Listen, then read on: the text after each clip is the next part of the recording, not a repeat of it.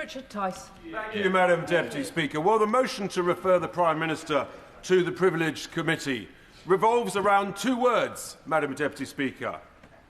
Pressure, that's the first word, and it's absolutely vital. Also, process. And, of course, the Prime Minister is the master of process. He bangs on about it all the time. The king of process here in the Commons. And he says that full due process, which is whether or not any pressure whatsoever was applied.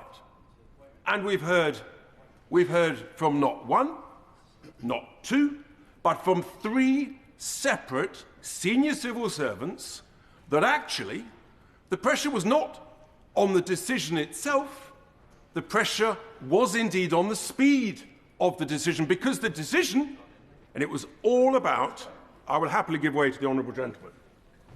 If I give way. Did we not hear last week at the Foreign Affairs Select Committee that whilst there was pressure, and that was discussed, it had no impact on the decision, and it was a marginal decision, and they felt that the risks could be managed? I feel that the honourable gentleman is missing this part out in his story.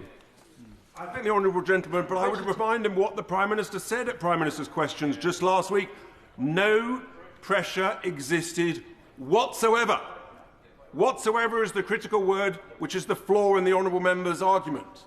So we now know, Madam Deputy Speaker, that not only actually did the Prime Minister inadvertently mislead the House with regard to full due process, but he has misled the House for a second time with regard to whether or not any pressure existed is not in this instance, Madam Deputy Speaker, being followed. So I would urge all honourable members to ignore the whipping, to follow the conscience and to follow the evidence. The evidence is in, Madam Deputy Speaker, the Prime Minister inadvertently misled the House of Commons.